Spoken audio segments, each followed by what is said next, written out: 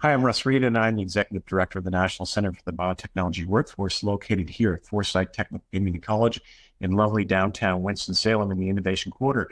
And I'm so fortunate today because I have Ian Burdick from Charter Medical, and Ian is the Director of Biopharma Business Strategy. Welcome, Ian. Hey, thanks for having me, Russ. It's really great to see you, and I'm looking forward to our conversation today. Yeah, I can't wait. Ian, tell us about yourself. Well, I probably have a unique background when it comes to getting into biotechnology and regenerative medicine. I actually cut my teeth early on in the paper and packaging and global distribution markets. Sure, a lot of people are familiar with international paper. That's where I started. Then I had an opportunity to branch out into animal pharmaceuticals, where I started managing antibiotics, enzymes, and also biologics. And from there, life sciences or pharmaceuticals in general kind of stuck. My wife and I had a child, and she's from Winston-Salem, so we wanted to move here, and we found Charter Medical as a great opportunity to stay within the life sciences ecosystem while raising a family. Well, that's great. We're really glad that that you came to Winston-Salem and also that you're working with Charter. Tell us a little bit about the company. Yeah, so Charter Medical has been around for about 30 years. Originally starting in blood products, so single-use technologies. That'd be like blood bags, blood filtration. And it's had many ownerships throughout the years. And in its current form, it's actually a subsidiary of a company called Solesis, with minority ownership by Michelin, so the tire group, and also majority with Alteris Capital, private equity firm.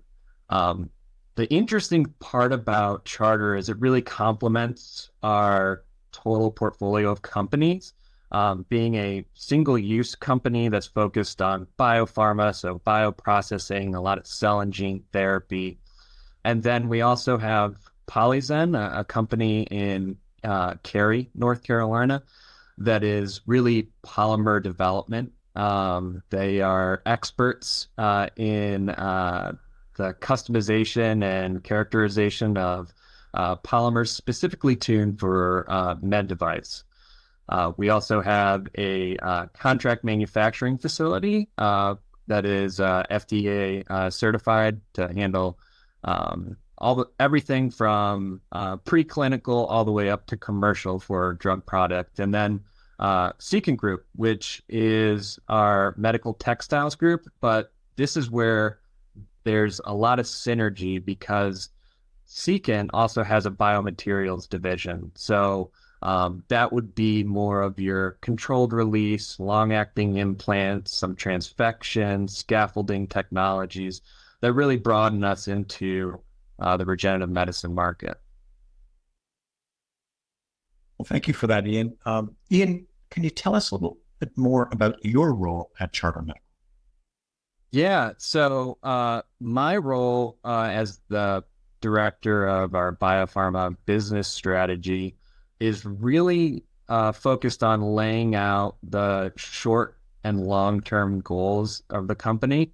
So what are we doing really well today? How can we do it better?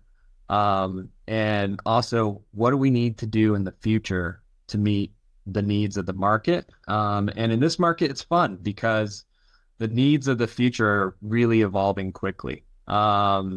It's a pretty fast paced lifestyle with a lot of the changing needs.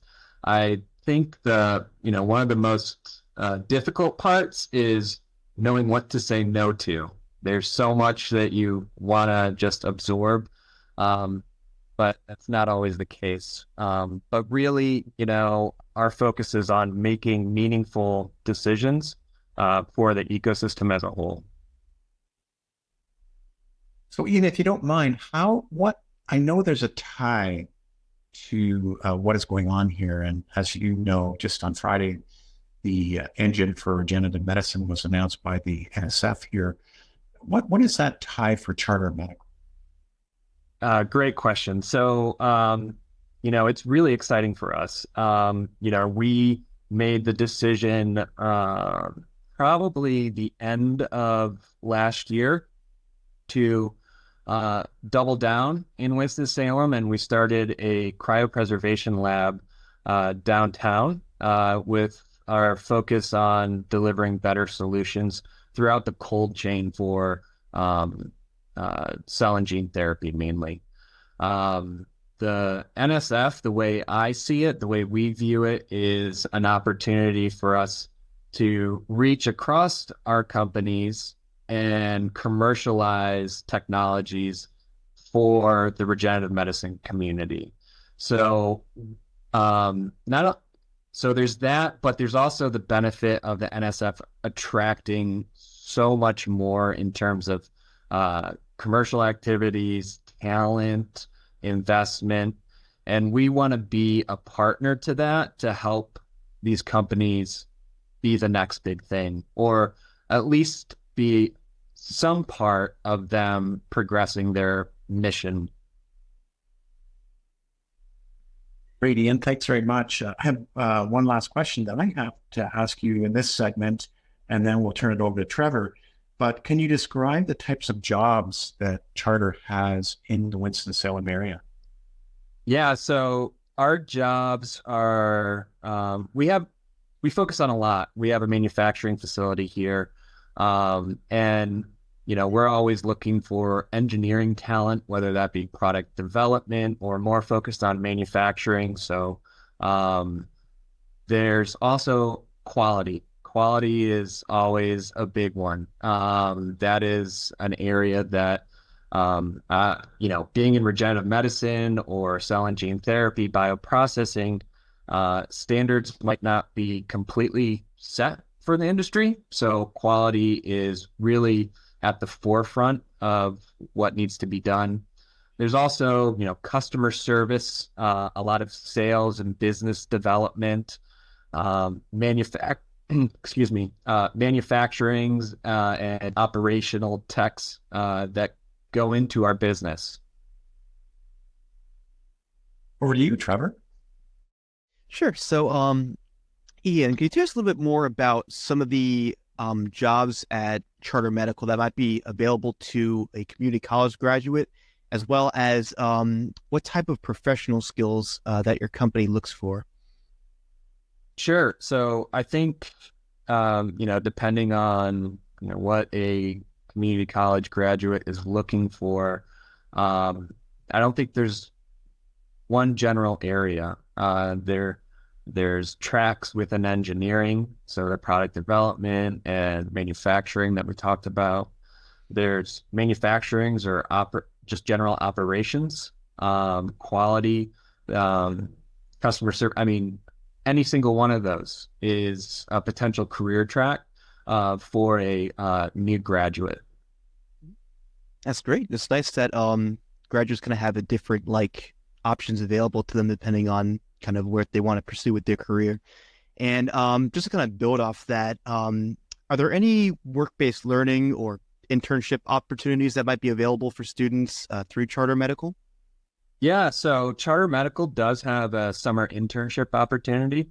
It's usually by functional area, so product development may have an internship. I also oversee our product management team, so we oftentimes have a internship opportunity, as well as quality or our validations team.